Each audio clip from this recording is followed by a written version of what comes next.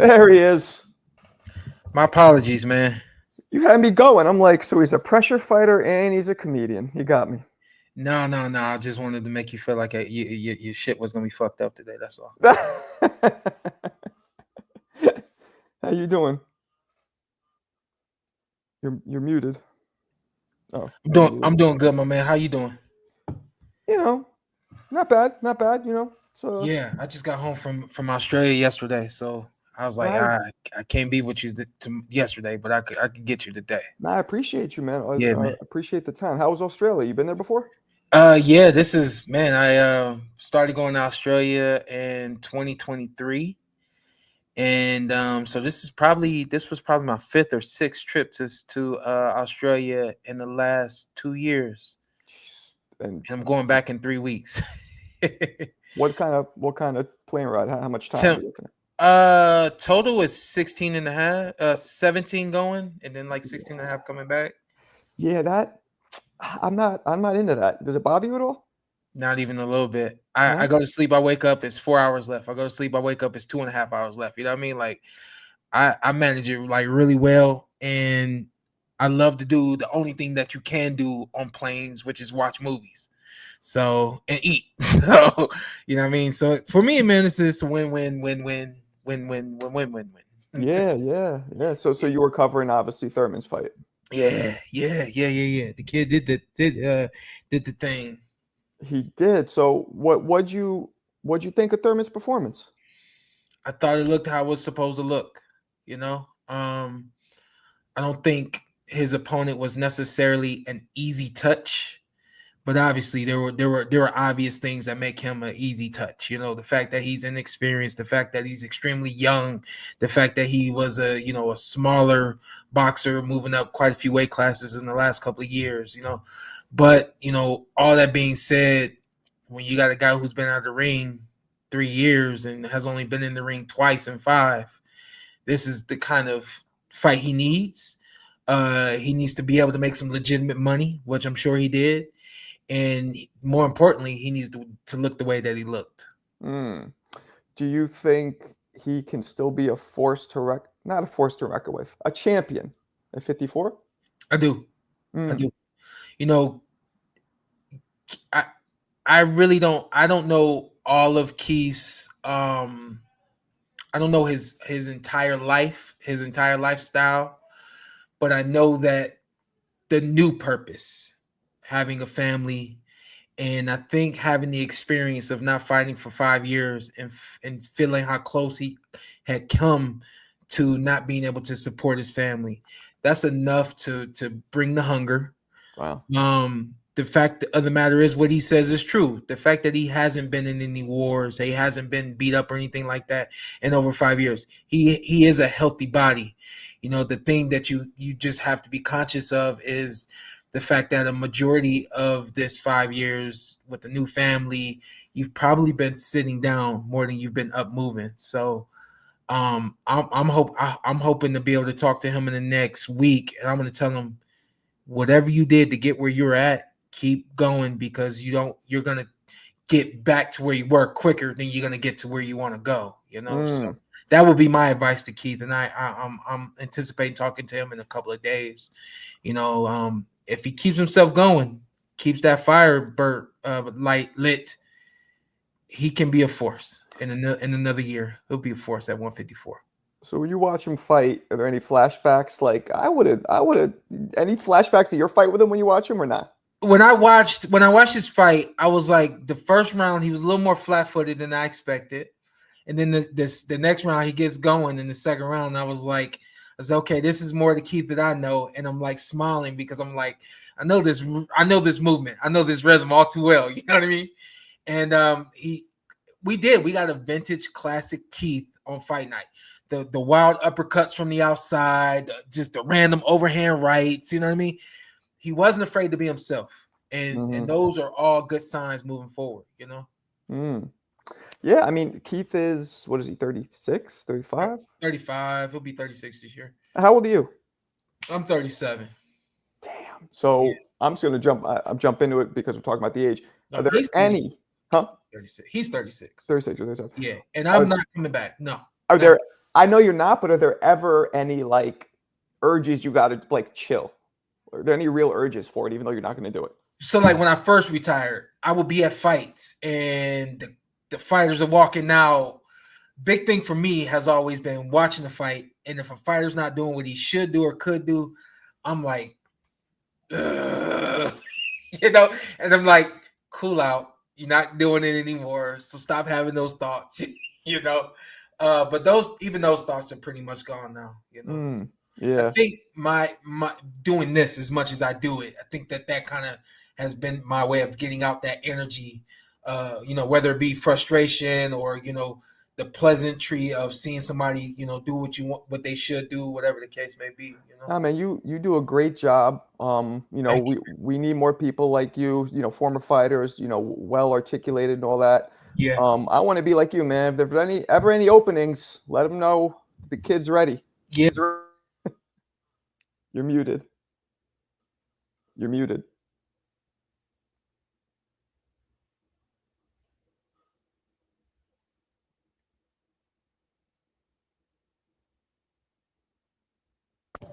There you go. Randomly muted myself, but I've never had any apprehensions on giving somebody a job, getting someone a job, making references and all those sorts of things. So it's just, if there's an opportunity and when there's an opportunity, I got you, boss. I appreciate you, man, because I'll do all the stuff. I'll do the shorts, whatever they need. Yeah. So what were and I know you've probably been asked all this shit 1,000 times, but forgive me. What were your thoughts? Okay, first off, who do you think won on the scorecards, Tank versus Roach? I didn't score the fight. To the naked eye, it looked like Tank. It was like to one naked eye, it looked like Tank, and to one other naked eye, it looked like Lamont. I don't know. I agree with the draw because I felt like I tried to explain this on my podcast. Mm-hmm. Come into the ring, and this is, I don't care who we can have this debate all day and all night. Mm-hmm. Everybody thinks that they know that Tank is gonna give up the first 3 rounds. So coming to the TV, everybody watching, we're not expecting Tank to get started until the 4th round. I thought Tank won 2, if not the first 3 rounds. I think he won 2 of the first 3 rounds. But psychologically, everybody's turned off. Oh, Tank doesn't get going until the 4th round. Y'all was never gonna give him them rounds, even though I thought he won those rounds. Go back and watch those rounds now. Go back and watch those rounds. Watch them from a standpoint of who's more aggressive. Watch them from a standpoint of who's throwing more punches and who's landing those punches. I thought Tank won 2 of the first 3 rounds. And then as the fight carried on, here's another thing. Psychologically, any round that Tank doesn't turn it on and land that big punch, he didn't win that round. Every round that Tank doesn't turn it on and land that big punch, he didn't win that round. Then there's the round where he takes the knee. Yeah. And come to find out, it is actually possible to call a timeout in boxing. The way he did it is incorrect. What you're supposed to do is put one glove in the air and take a knee. That signals to the referee that there's a problem. That does not signal to the referee to come in and count. But for him to just take a knee, that was incorrect, and he was supposed to be counted. And I said this too. What about the integrity? Where did these judges? If you know the rules and you saw this guy take a knee and you saw the ref start counting and stop, where's your integrity to trump our reason and not score that at 10-8 Well, round? didn't the ref signal no knockdown after he started counting when he stopped? I didn't see that. I didn't see the signal. I think he did. I think because he stopped, and because I think they have to, by the New York State Athletic Commission rules, go with what the ref calls it. I think they can. I don't give a damn. No, I'm with you. Yeah, no. I don't care. That's incorrect. When you know rules and a referee, people have to understand this. We're all human. And that's a damn good referee. But he had a moment. Well, referees and judges have moments. When you're a judge sitting ringside and you see that a referee is having a moment, you have to be able to take your own position as a judge, and judge that moment, that round, whatever the case may be. And that's the problem with boxing. I've been saying this forever. There's no real concrete rules. It goes by each state. There's the ABC, Association of Boxing Commissions, that are all guidelines. Those are suggested rules. It's like the Wild West. You know what I mean? Yeah. But as a fighter, isn't it clearly universal bat signal of an 8 count when you take a knee like that? Absolutely. Which is why I just clarified. You can call a timeout. You put your fist in the air and you take a knee. That signals to the referee that there's something wrong. That does not signal to the referee, come in and give me an count. What about I fought too. What about clinching and be like, yo, my eyes, just start talking to him. The kid has become spoiled by the game. Okay. He's become spoiled by everything being done the way that he wants it done, when he wants it done, which is probably why we got a message, a post on Twitter X, 2 months before the fight's off, F it or something like that. Yep. More than likely, he wasn't getting something that he wanted at that point in time, and that was his response to alert everybody that something's wrong. The fight was never going to be off. Here's what I saw, and tell me if you agree. I saw somebody that was in his head, right? Because we all know boxing is like 80%, 90% mental, right? I feel like he was in his head. I feel like the punches that grazed him didn't hurt his eye. And maybe, I don't have hair at all, so I don't know what it's like if product gets in it. But maybe there was something bothering his eye slightly, and he freaked out. And that's what it looked like to me. It's 100% possible for the hair stuff to go into your eyes, especially on fight night. You got your sweat, you got water going on your head, all that kind of stuff. 2 things. Number one, when I got my hair done before a fight, I turn around and I tell the girl, "Hey, don't put anything in my hair, just do it." Because guess what? Number one, it's fight night, and it's more important that I fight good than I look good. But the other thing too is you don't need all them chemicals to make your hair look good. Right. Not for 24 hours or 48 hours. Right. When I'm going overseas to do the work that I do, put everything in it that I need, because I'm there for a week and I'm not going to be able to get it done again. But that's idiocracy on his behalf. Right. To not turn around and say, "Hey, don't put nothing in my hair because I'm fighting in 2 days." Right. Or I'm fighting in 1 day. Somebody who's had 30 fights already should know that, right? But the other thing too is you're spoiled, dude. Why do you need a towel? Everybody does this. Everybody in boxing does this. Not once did we see him do this. Because in his mind, I'm supposed to be catered to. In them days, this fight more than anything should let him know that those days are over. Get back to being a fighter. Get back to having that dog mentality. I hope that happens. I've heard people say, "Oh yeah, this is gonna wake him up." I really don't think it's gonna wake him up. Do you think he's transitioned? He's at the stage where I believe Wilder is at, where I think that they might just be done. Not that skill-wise, mentally, they don't. I don't think so. He's different from Wilder. Okay, he's different from Wilder. I think that this is a burning desire that he's had for a long time. I think he is actually just trying to connect the dots of real life with being a professional athlete. And real life is everything that happens after the gym, everything that happens before the gym, everything that happens after fight night, everything that happens before fight night. He's got 2 kids now. He's got a life that he's trying to manage. And I don't know. I think that he feels himself becoming a different person, and he realizes that's pulling him away from being who he needs to be in the ring. Well, do you think, and you're right, do you think, he mentioned therapy, right? And I agree. I feel like, this is my opinion, I feel like as a fighter, you need a fire. It has to be there. This is a sport, fight or flight. You're always in fight. Your adrenaline's pumping. That you need something to fuel that as a fighter, at least in my experience. And he said, well, look, I'm starting to see now when you get into your 30s, you know what it's like. I'm sure you went through that. You start looking at things different. You're not young. You're not hot-headed anymore. He's scared to go into therapy and deal with his shit because he feels like that'll extinguish the fire. You agree with that? 100%. I talked to Coach Larry Wade, and I told him, I said, man, I've been wanting to do therapy with my dad forever. Mm-hmm. And Wade said, be careful with that. I said, why? He said, it's not what y'all have isn't broke.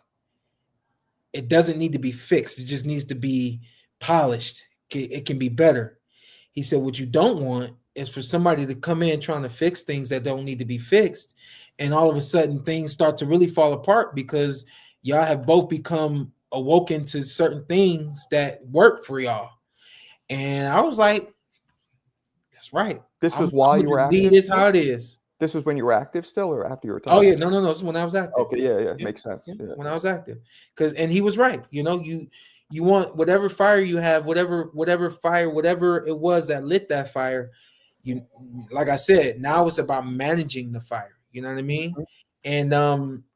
And when I started having my family, I don't think it was necessarily hard for me to manage it because I knew my direction and I knew what I wanted to do. When you could see the finish line, the race is much easier.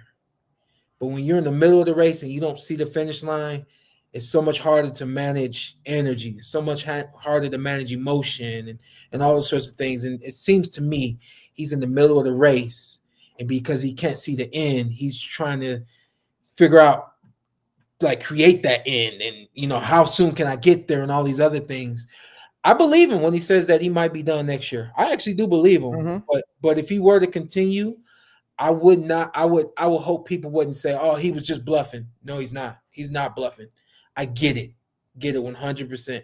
We live a life as fighters is just a little bit different than it is for every other sport. Mm-hmm. Every other sport has a season. Yeah, no, I believe he's done too, but I do believe, he retires now at 30, 31. He takes 2, 3 years off. It's very likely he might want to come back. You never know, right? Say again. I said, even if he does retire next year, he'll be 31 or whatever, Yeah, and take 2, 3 years off. He's still 35. It's likely he might come back. we got an early retirement from Floyd. Once upon Mhm. a time ago. What was he out of the ring for, a year or something like that? Something like that. Yeah. Yeah, And then he fought till he was almost 40, right? Or yeah, 40, I yeah, believe. Yeah. yeah. Yeah. Nobody, I think that was an abrupt retirement for Floyd, wasn't it? Yeah, I mean, that might have been a little bit of strategic, like, let me take it away so they want more. You know what I mean? Yep. But I don't know if Tank's doing that specifically. I'm having some issues over here. What's going on? Can you hear me? Can you hear me? Yeah. All right, I'm You hear back. me? You good? Yeah. Okay. Now I'm hearing. Wait, You got me now? yeah, I hear you. I think I'm hearing feedback. Why? My voice. So Yeah, my you- voice is feedbacking a little bit now. Okay, here, let me turn it down on my end. Probably picking it up. Is that better? Yeah. Yeah, that's good. That's good. Yeah, I think it's my microphone's picking up your voice. It's all good. It's all good. Yeah. What are your thoughts on somebody like Tank not fighting the top guys in the division? Like, I mean, and again, I know how it is with contracts and managers and promoters, and it's not always, I'm not saying he's scared. I'm just saying the fact that those fights aren't matriculating. Do you think that's something that should be criticized?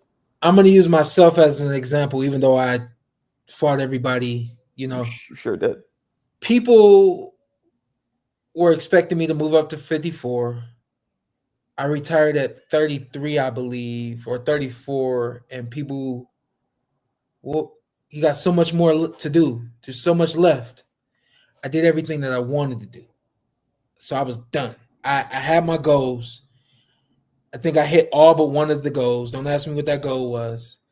And then that was it. After I hit my goals. Mm-hmm. So for me, and as it pertains to Tank Davis, as a fighter, as someone who did it, I know how hard it is to do. As someone who didn't always get his way, I know what it feels like to feel like you have to do things. And as someone who seamlessly figured out a way to get my way, I know what it feels like to, achieve that.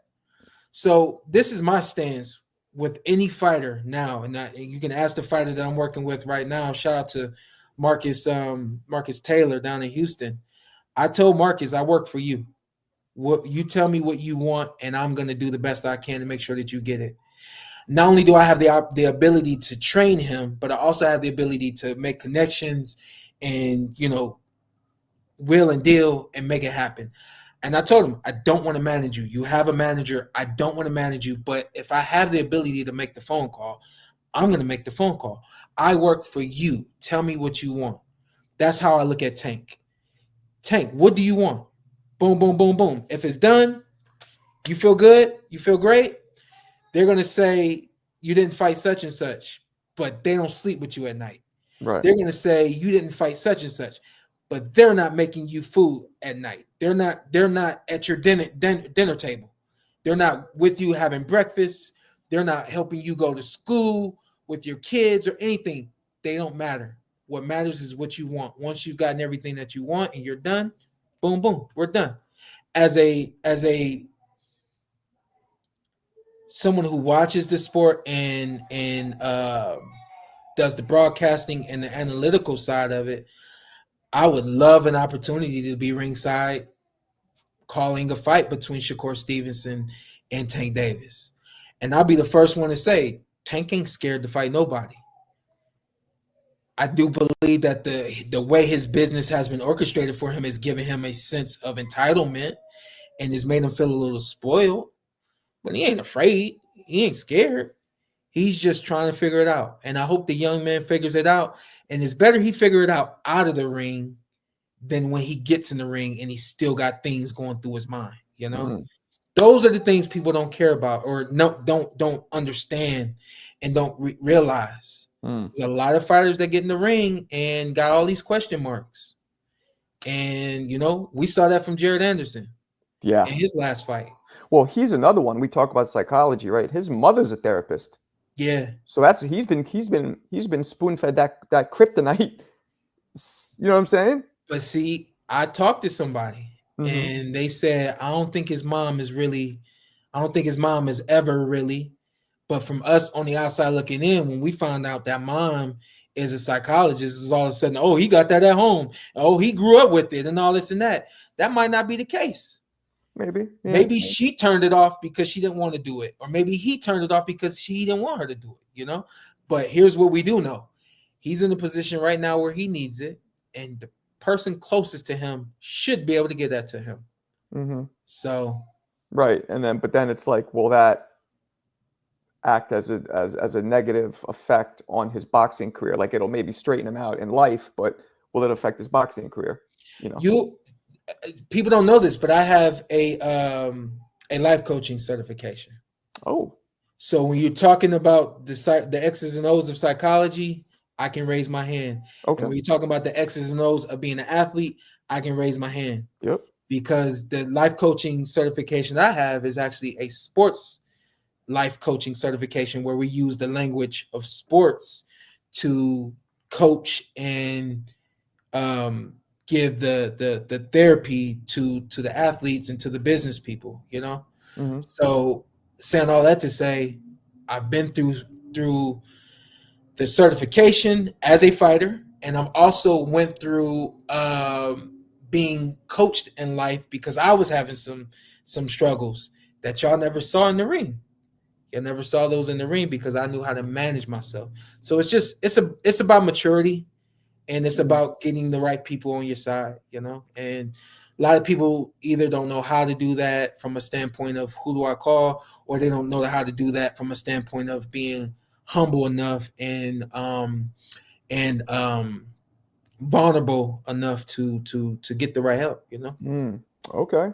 Yeah. I mean, I guess, and then people talk about the coaching switch up, which wasn't really a coaching switch up. They just switched, I guess, positions where Barry was head. Yeah. I mean, that doesn't seem like it would make much of a difference, in my opinion, in his performance, but maybe, what do you think? I just love my position in all of this. And I've tried to articulate this on my podcast. And if anybody missed it, it's like, what do you want me to do? Coach what's his name? Calvin Kenny, No, not Coach Barry. The his other coach, Coach Cal. Calvin. Yeah, Yeah. excuse me, Coach Cal. I've had one-on-one conversations with Coach Cal. Hmm. He's like, man, I grew up, man. Y'all, your dad, Coach Barry, y'all was my mentors. I grew up watching y'all. I grew up this and do that.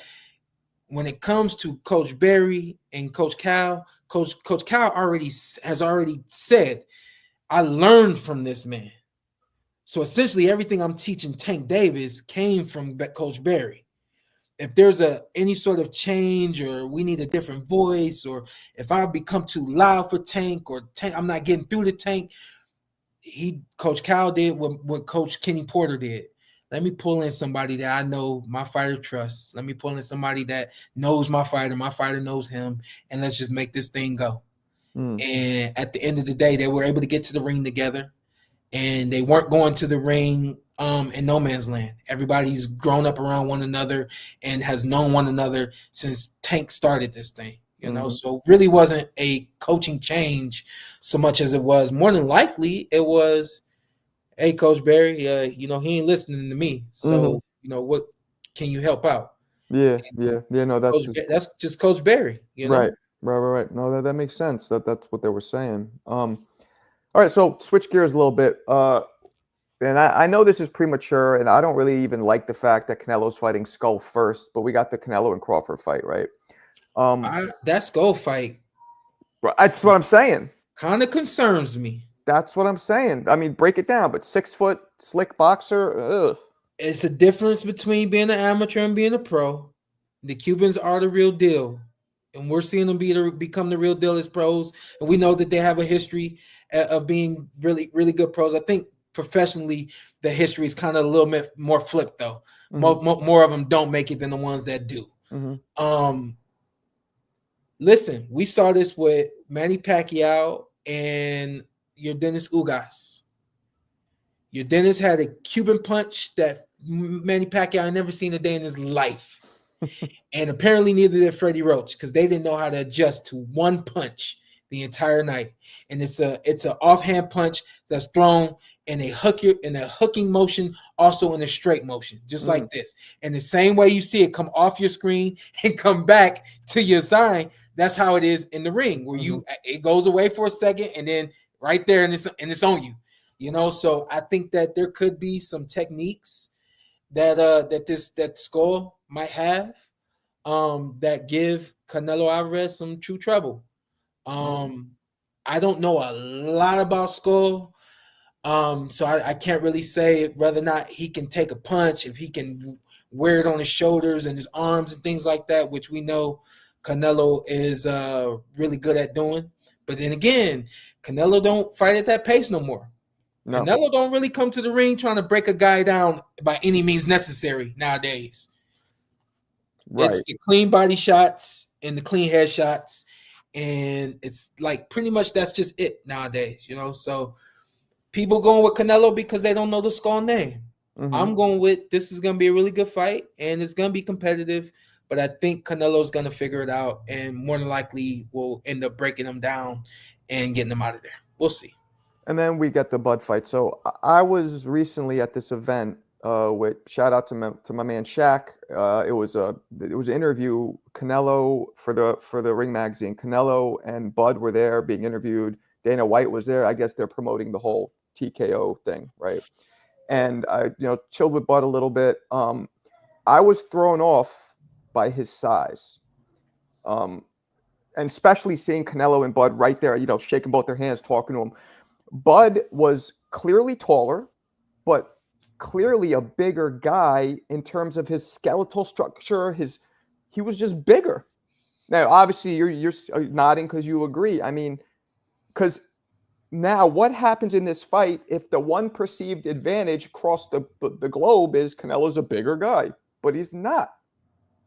Which is why we saw Bud do a post. I think he was 184 in the post or something like that. 187 or something like that. And he's really just trying to let everybody know that's probably going to be his last warning to everybody. And that's the number one thing that fuels Bud's life. his life source is people doubting him. Mm. That's how he grew up. That's how he made his way through the amateur ranks. And essentially that's how he's made his way through the pro ranks. Everybody got on his side after he beat Errol. I think people really weren't even on his side after the fight he had with me. Mm. People sure as hell weren't on his side after he had beat Jose Benavidez and a couple of other guys, Kell Brook, a couple of other guys. Nobody was really on his side. It took him beating Errol Spence Jr. for people to get on the side. Mm-hmm. But then you have a fight with Madrimov, and it doesn't really go the way that everybody thinks it's going to go. Mm-hmm. Again, you don't know the Madrimov name. Boxing does this terrible thing where they promote one side, but they don't promote the other side. When you have, what's his name, William Skull? Mm-hmm. When you got William Skull getting in the ring with Canelo Alvarez, why are you promoting Canelo? We've seen Canelo for the last 15 years. Should probably be pumping this guy up, getting people to believe that he's going to win this fight. That's what Floyd Mayweather did so well. Yeah. Didn't matter who he was getting in the ring with. He made you think that that person was actually going to beat him. And it made you buy the fight. Mm-hmm. Why don't boxing learn anything? Why aren't you learning from Jake Paul how to actually promote a fight and broadcast that fight in the most simplest ways to make people get attracted to it? Right. But hey, I'm done educating everybody.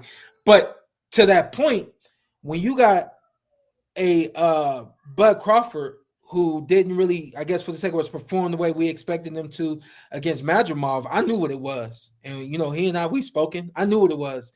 I thought he won the fight, blah, blah, blah, blah, blah. But anyway, now you got people all the way back where they was before he fought, Errol Spence. Yeah. And now the thing is, well, how's he going to beat Canelo? He's smaller than him. And, he didn't look that good against the 54-pounder. How's he going to take a 68 punch? I'm going to be the last one to tell everybody this dude's been getting ready for Canelo Alvarez for about 3 years. Damn. Which is why it was hard for him to make 54, which is why it was hard for him to make 47 when he fought Errol Spence. So he told you years ago that he was getting ready for Canelo? No, I just know him. Oh, okay. I know him, and I'm smart enough to pick up on everything. My man's been packing on muscle. When it's hard for him to make 47, it's because he's got too much muscle. He can't break down the muscle. Mm-hmm. 54, more muscle. So especially they wait until September to have this fight. Okay. Mm. That's in Bud's best interest to make this fight happen in September. Unless, of course, Skull wins, which I'm not even sure that would jeopardize. I think they might fight anyway, even if Skull won. You remember with Zab, and Zab lost to Baldemir, and then he still fought Mayweather. Mayweather's like, fuck it, let's fight anyway. Yeah. So and that's how it's supposed to be. It depends on how you lose. When you lose a close decision or something like that, come on, let's get it on. Your styles make fights. That style wasn't working for me tonight, but this style might. So do you think Crawford's gonna win that fight with Canelo? The more and more I live daily and I'm asked that question, or I happen to look at the fight, I feel like there's some things that Bud can do that will offset practically everything that Canelo can do. I truly do think what Canelo is it's his power. I don't think he uses his speed the way that he used to. He gets irresponsible defensively. I've analyzed Canelo. He fights too upright. He needs to bend his knees and he needs to, maintain that active position. He gets in an upright, inactive position. He it's nanoseconds, but he's got to drop down just to make his move. A younger, fresher Canelo was always there, ready to go. So I think there's small nuances that I see that to me make this, even though I still believe it's a 50-50 fight. If I did have $1 to bet, I would bet it on Bud. He's my one of my great friends, and I wouldn't be mad if he lost the fight and I didn't have $1 to my name anymore, Right. But with Canelo, I just it's a fight that's perfect timing for both these guys, When you watch Bud fight, do you ever think back of a few things that maybe you could have done that would have benefited you, or do you just leave the fights in the past? No. Never. I already know what it was with Bud. Bud didn't expect me to come out boxing the way that I did, and he made the adjustment, and I clearly saw him make the adjustment, and I did not rewire. I did not rewire my mind to make my adjustment. My adjustment would have been being more aggressive towards him later on in the fight, and he started to be aggressive towards me, and I just continued to play the I'm gonna box, and that just really wasn't what needed to be done at that point in the fight. So, You keep mauling them. yeah, Okay. yeah, Yeah, I yeah. mean, But listen, man, how many times can a dog maul, and then he's like, I don't think I can do this anymore. I mean, you were winning. Yeah, You were yeah. doing what you had to do. You what I have mean? people say, you could have just moved around the rest of that fight and won. Well, two things. Number one, did the judges even perceive that I was winning this fight through boxing? Because again, psychologically, that's not what I'm known for. Mhm. These judges can come to the ring saying, "Oh, I don't know anything about Shawn and I don't know anything about Terrence." Y'all can say that all you want, but you know enough about me. You know enough about him. And I think I felt like I suffered that in my fight where you're Dennis Ugas. I think I won a split decision against Ugas, and all I did was I boxed him. I outboxed him. You can go and look at the fight. I pretty much outpointed him every single round. But because I was doing something that you weren't used to seeing me do, in your mind, he's making me do it. I'm not doing it because it's what I feel is most beneficial to winning the fight. So from that standpoint, you don't know if I was actually winning on the cards, but at the same time, I know that moving against Bud, it got to a point where that just wasn't the thing to do, and I continued to do it, and I suffered from it. Didn't you tell me that? And I don't think there's video footage of this, or at least if there is, you didn't release it. But didn't you tell me that you beat Usyk in the amateurs by boxing? Yeah, oh yeah. But I just had this conversation yesterday. 4 2-minute rounds.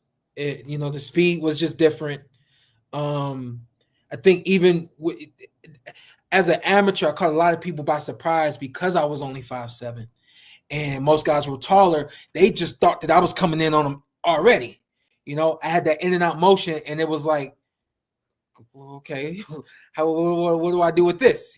So my whole thing as both the amateur and the pro was just different. And I think that I've gone into 2 Hall of Fames already.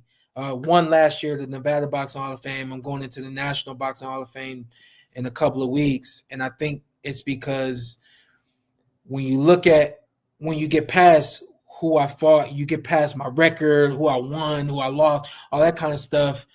And you really just look at me as a fighter, you got to put your hands in your pocket and say, I don't think there'll ever be another fighter that fights like this guy. This guy just could do a lot of different things, and he was problems for everybody, So, Is there video footage of that fight? I ain't been able to find it. You strike me as the kind of dude who wouldn't release it anyway. No. So you're funny you say that, and I haven't been able to make this. I have a move to make to try to get the footage. Okay, so let me disclaimer. I have a move to make to try to get the footage. Should I get that footage, the thing is to go to Alexander Usyk and do something big with it. We got to do something big with it. You don't just put that out there on YouTube. Like, that goes on, HBO. We bring HBO After Dark back with that, That's dope. You only fought him once, right? Yeah, just one time. Yeah, I mean, yeah, really good boxing match. And this is my thing with that fight, and this is true. In the last round, I hit him with a right hand, and he stumbled back.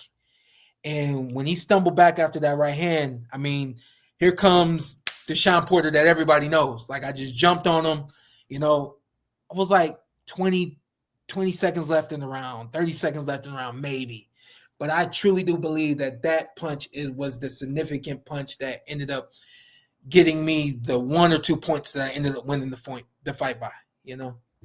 How old were you guys, or how old were you in this fight? I think we're the same age. We would have been 20. think we're 20. the same age. Yeah, Yeah. those people who don't know, those people watching, Shawn did fight in the amateurs at 165, right, which is Yeah. middleweight. Yeah. 75 kilos. Yeah. Yeah, and then Usyk, I don't know how the hell he made middleweight, but okay. Yeah. No. See, I tell people all the time, when we boxed, he was thin. He was a skinny, slick southpaw. And between he really was slick. I gotta find the footage. I got to, because he was slick. Uh-huh. At 165, he was slick. He was really good. I think he had this what do they call it? What do they call it? What did the white people had the Mullet. not a mullet? Yeah. I think he had a mullet. You know what I mean? Like he was a slick dude. He was tall. Yeah. And he could Yeah. box. He's 6'3", right? He's a tall guy. He was probably 6 foot at the time. Oh, he was shorter. Yeah, he was probably 6 foot at the time. Yeah. Wow. Yeah. Wow. Well, Yeah. speaking of him, can I gotta anybody get beat? going soon. So just a couple Gotcha. more. And Let's we do can the do this last one. again. We can do Yeah, this again. for sure. And I Yeah. appreciate the time. Yes, sir. Can anybody beat him? No. I don't see Joseph Parker beating him. And I really like Joseph Parker. He's really made a nice comeback. What's the other kid out there in England? In England, not Joshua. No, not Joshua. The one that just knocked out Joshua. What the heck is his name? What's Oh, supposed Dubois. Dubois. Yeah, Daniel Dubois. We saw how the first fight went. Outside of that body shot, that was a legit body shot. Yeah. Obviously. But outside of that punch, he cannot box Alexander Usyk, And he So- quit. I mean, he quit. Did he not? Kind of did. I'm not trying to shit on any fighters because I respect, It was low. It was low. It was a low blow.